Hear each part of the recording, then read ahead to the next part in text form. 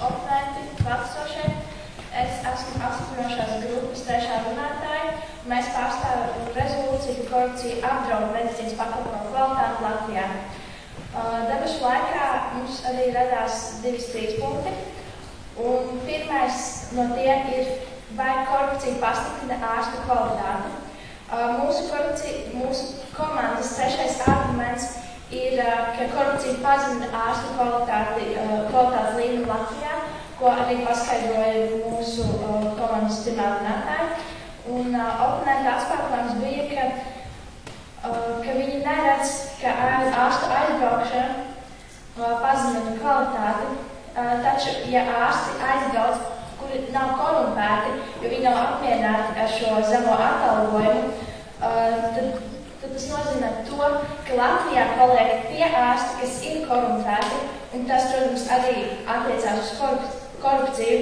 Un tas nozīmē, ka tie, kas paliek, tie, kas ir korumpēti, viņi nav tik kvalitatīvi, jo viņi meklē citas izējas, kā panākt savu labumu. Un tas, protams, nozīmē to, ka pazeminās medicīnas pakalpojumu kvalitāte.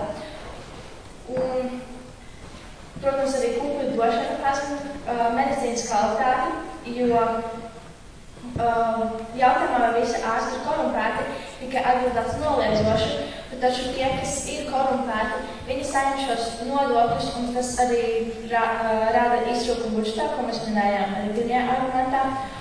Un arī tas, ka ārsti, kas maksā spējīgiem klientiem, izturas labāk, tas nav konkurence, un tas nav, protams, godīgi, jo tie, kas nav spējīgi samaksāt šos kukuļus,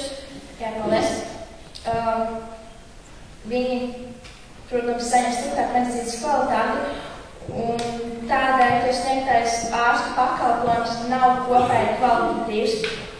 Un arī oponenta otrais runātājs apstiprinoši atbildēja, arī, ka dodot kuklu var nonākt ātrāk rītā, un uz jautājumu, vai ātrāk nokļūšana pie ārsta kabinetā ietilpst termina kvalitāte.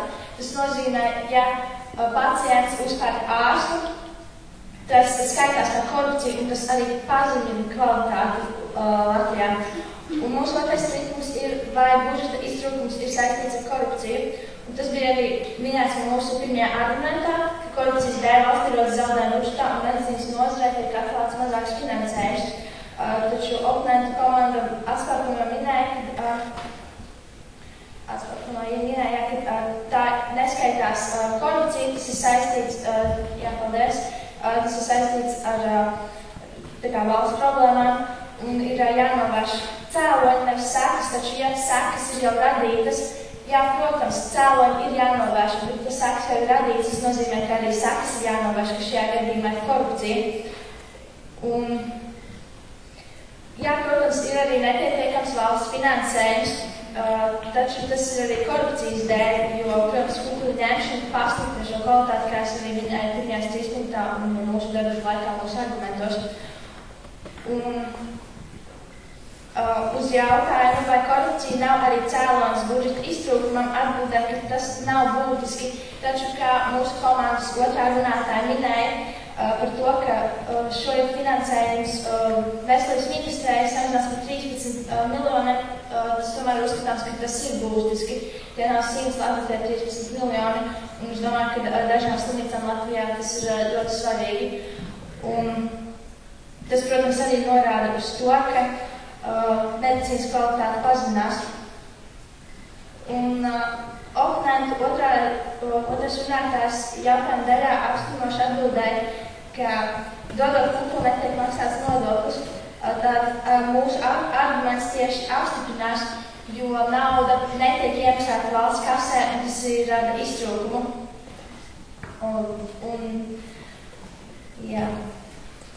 Tāpēc mēs arī esam stingri un nelokām to pārliecināti, ka korupcija apdraud medicīnas pakalpojumu kvalitāti Latvijā. Paldies par uzmanību!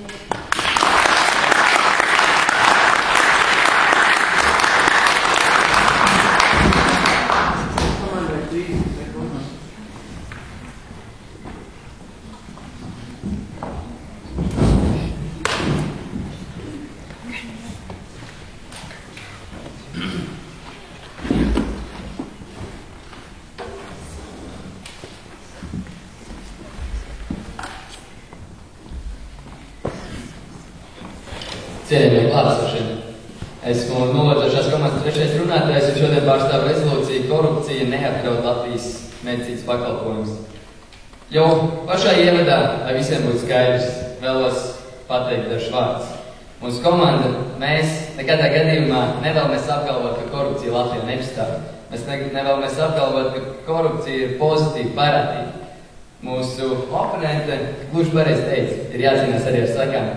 Tā ir jāapkaro, bet ja mēs vēlamies patiesi glābt Latvijas medicīnas kvalitāti, tad ir jācīnās ar cēloņiem, ka šajā gadījumā nav korupcija, ko arī viens runātāji jau pašā sākumā jautājuma daļā man piekrīt.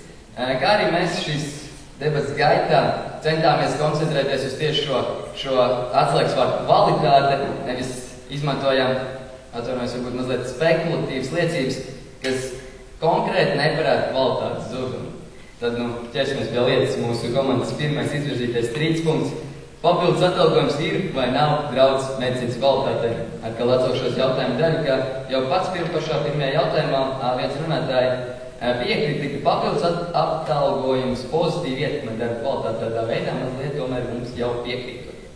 Oponentu lielākais trumps, protams, bija šis farmāciju firmu skandāla piemērs. Taču, ko es vēlos teikt? Jau kopš bērnu dienām, kopš Loskatovu skandāla, es vienmēr esmu stingri un nelokām visi pārliecināts, ka KNAB tā noteikti ir tā pati godīgākā iestāde Latvijā, un es joprojām to uzskatu šodien. Un es uzskatu, ka tā tiesiskā iestāde kā KNAB nekad neapvainot nevienu cilvēku, pirms viņš konkrēti nav notiesāts, pirms viņa vaina konkrēti nav pierādīta. Tāpēc, lai gan šie divi piemēri izskanēja, lai gan mēdījos par to tika runāts, es tomēr vēlos pateikt, ka pēc mūsu komandas domām nav korekti minēt to kā konkrētu korupcijas gadījumu, minēt kā konkrētu pierādījumu šīs rezolūcijas patiesumam, ja šie cilvēki, šīs firmas pēc mūsu oponenta arī atzina un vēl nav notiesāti. Tāpat arī es esmu pierakstījis tādu tēzi. Papildus atalgojums nevienmēr piespiests vai draudz. Pēc KNAB mājaslapā sniegtās informācijas mēs noskaidrojam, ka arī atstāta aploksne, ko pacients ārstē patiesībā veiksmīgi izpildīt operāciju, arī ir skaitīts uzskatāms kā kukuls. Tad šeit jāsāk domāt, vai šādas aploksnes atstāšana tik tiešām ir tik liels draudz medicīnas kvalitātei. Varbūt tas patiesībā ir tikai motivācija ārstam strādāt tālāk un kaut kāds prieks viņu sniegt to darbu. Protams, šis nav pats ētiskākais žests, taču es vēlreiz vēlos atgādināt rezolūciju. Tā nav par to, cik ārsts rīkojas pareizi vai nepareizi. Tas ir par to, cik šis darbs tiek pildīts kvalitatīvi, un pēc mums sniegtās informācijas tas tiek pildīts pietiekami kvalitīvi. Par to piemēru, tiem 12 notiesātiem cilvēkiem, visu debats laikā mēs tā arī īsti nesapratām, kas tur ir notiesāts, kādā laika posmā notiesāts. Sākumā teica, tas ir tikai 12. gadā, tad jau minējām, ka tas ir pēc 12. gada, taču mans komandas otrais runātājs minēja konkrēti citātu, ka kopš KNAB dibināšanas ir notiesāti 12 cilvēki saistībā ar korupciju medicīnā, ko mēs secinām, ka pasaulē ir slikti cilvēki. 12 Latvijā tieši medicīnas jomā. Vai šos 12 cilvēku gadījumus, vai šo gadījumu mēs varam ņemt kā konkrētu pierādījumu, ka visi medicīnas joma ir samaitāta, vai tas ir pierādījums, ka Latvijas ārstiem interesē tikai nauda, ka viņi ir ļoti mankārīgi un ka viņiem neinteresē to, cik kvalitīvi viņi sniedz savu darbu.